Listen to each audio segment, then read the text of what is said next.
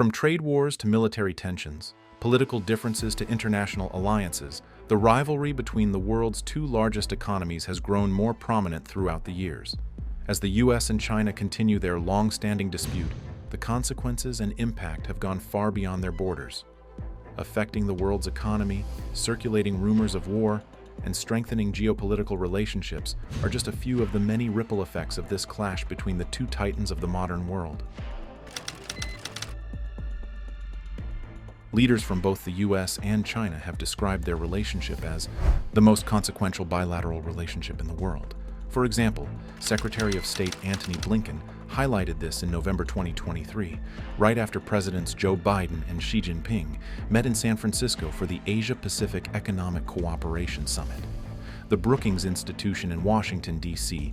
researched and discussed this topic, where they stated that China is one of only two countries that could be a major threat to the United States.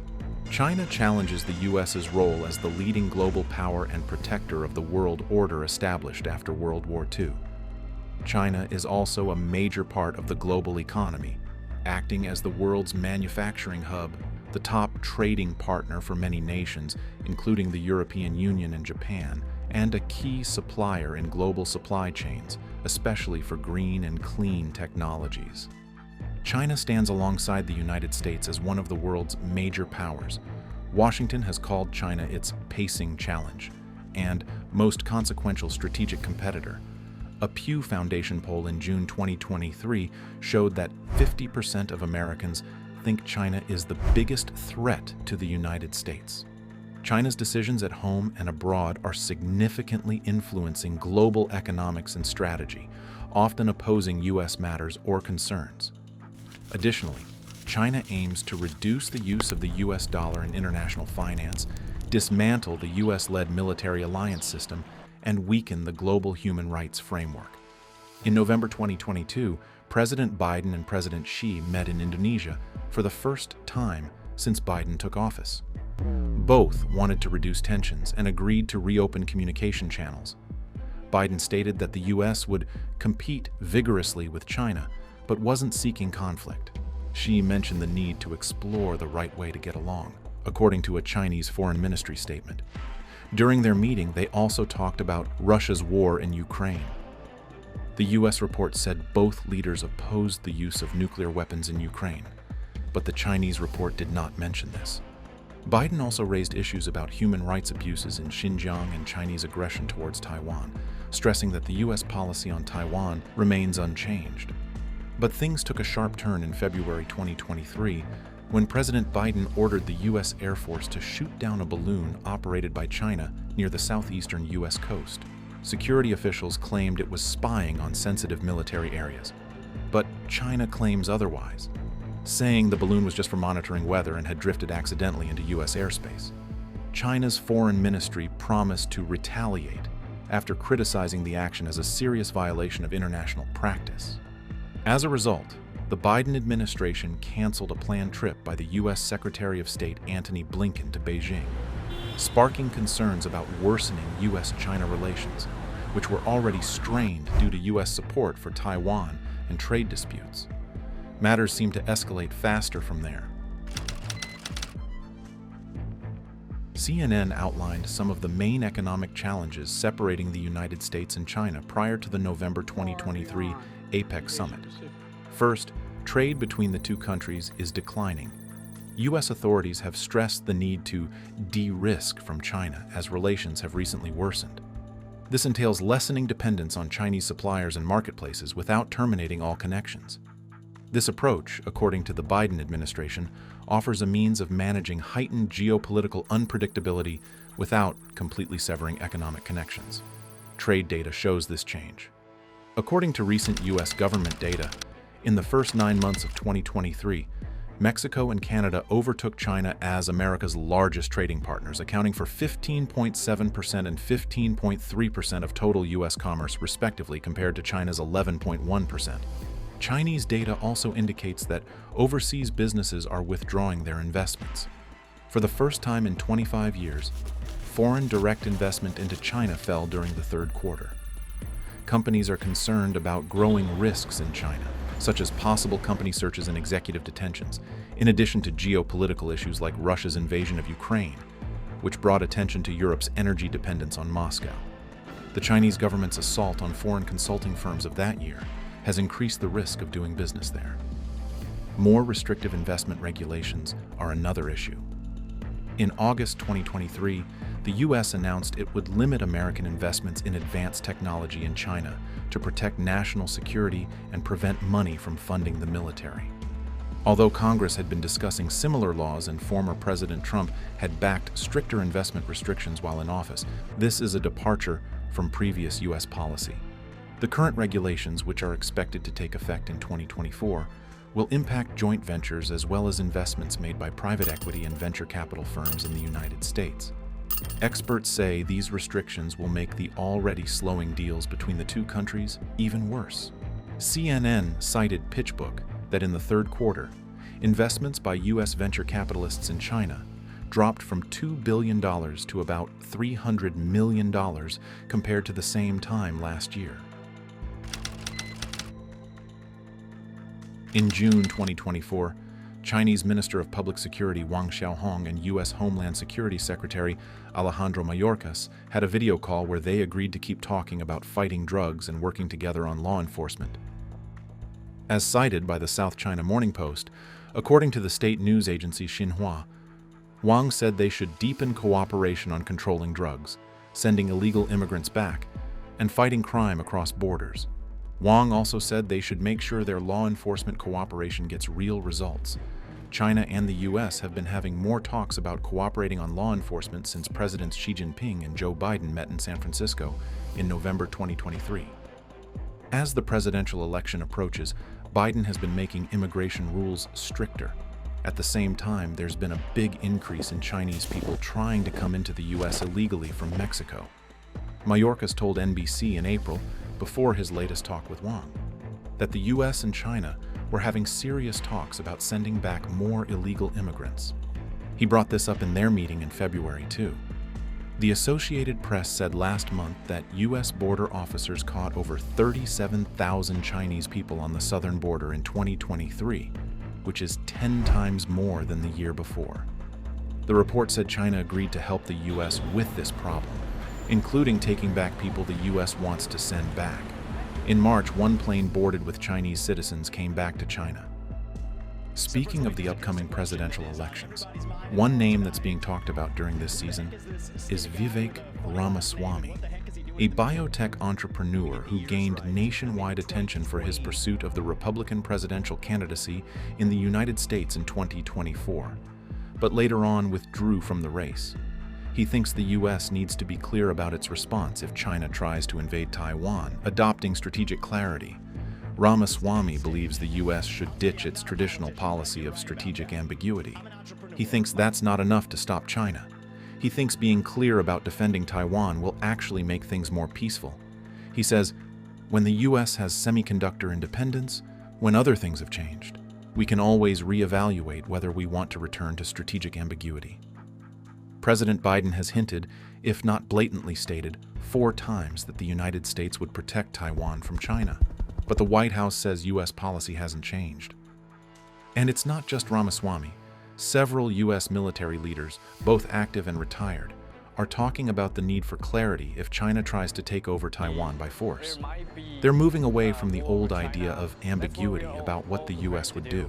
Retired Admiral Harry Harris said, "The Taiwan Relations Act, a law made after the U.S. stopped officially recognizing Taiwan and started working with China, supports this change.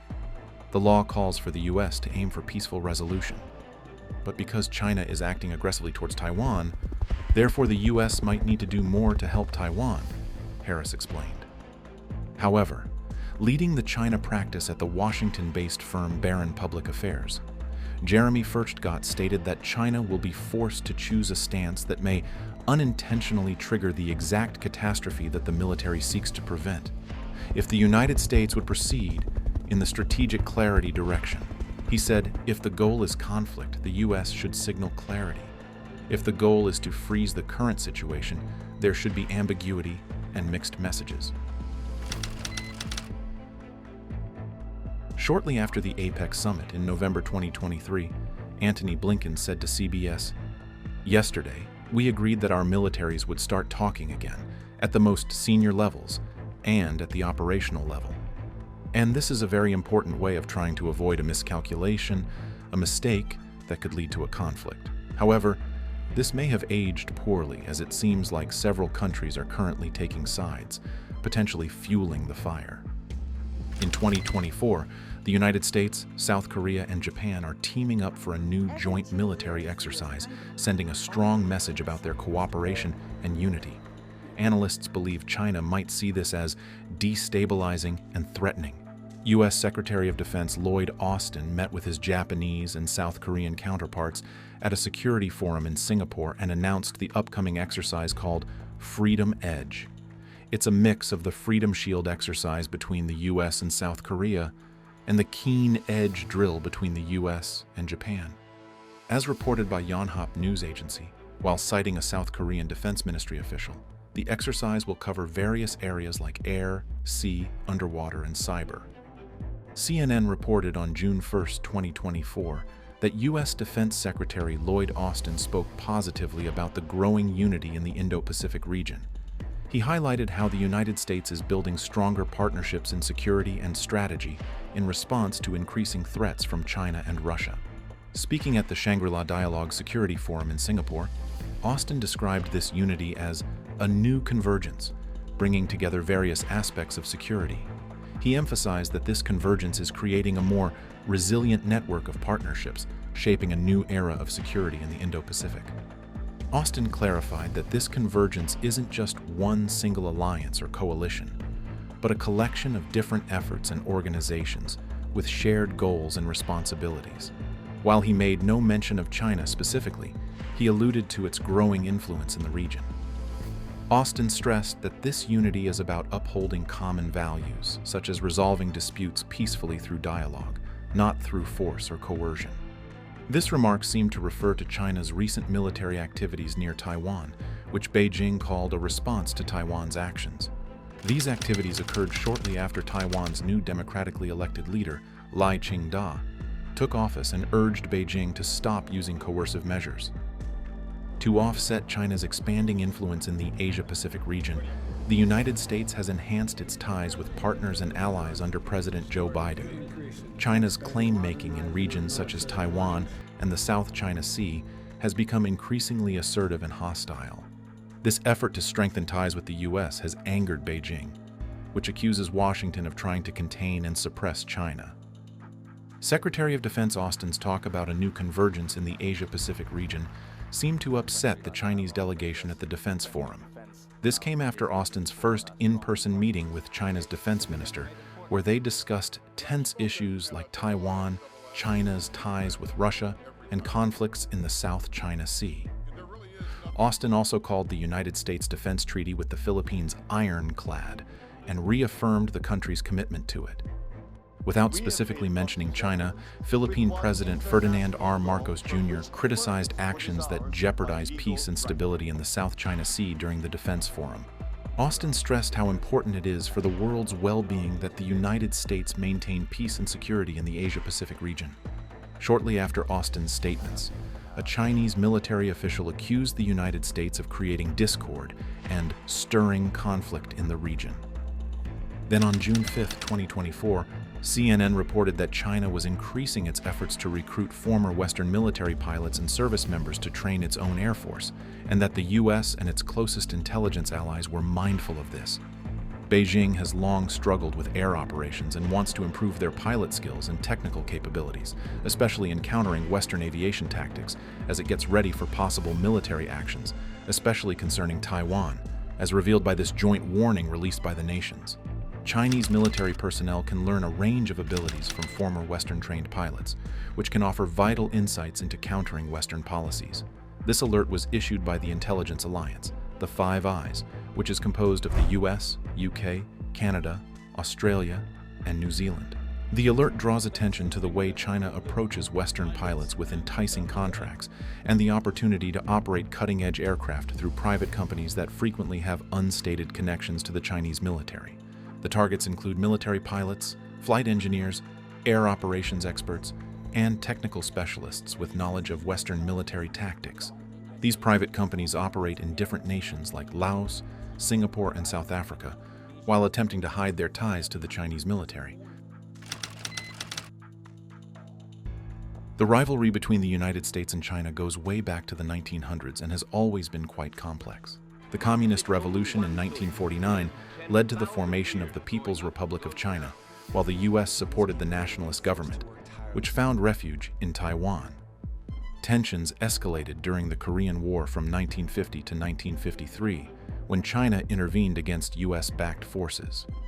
However, things took a turn in 1972 when President Nixon made a historic 7-day visit to China. During this visit, he met with Chairman Mao Zedong and Premier Zhou Enlai, and together they signed the Shanghai Communique. This document laid the groundwork for future diplomatic relations between the U.S. and China and provided a way for them to address difficult issues like Taiwan. Despite this progress, conflicts have persisted over the years. China's rapid economic and military growth has intensified competition with the U.S., leading to disagreements on various fronts such as Taiwan, trade, and the South China Sea. Despite efforts to improve relations, these issues continue to strain the relationship between the two nations. Even just by reading through the news about the country's rivalry, one can think of several terrifying possibilities that could arise if the conflict persists. A worst-case scenario involves a full-scale military confrontation, though it's not the most probable. Such a conflict could erupt from an unintended clash in the South China Sea or a misjudgment concerning Taiwan. On the other hand, technological disagreements could cause the two countries to become isolated from one another. This might discourage innovation and hinder the advancement of the economies of both nations. However, there's also a brighter outlook. They could transform their rivalry into a healthy competition. By keeping lines of communication open, they can prevent accidental conflicts and steer their rivalry towards positive advancements. What seemingly started as a healthy competition between two of the biggest economic giants of the world suddenly took a hard left turn and became a long-standing rivalry for power and territory. With multiple moving parts and several countries involved, the impact of this discord is undoubtedly large and enduring. As their dispute seems to have no clear end right now, we can only hope that our world leaders will choose the path to peace. Thank you for watching.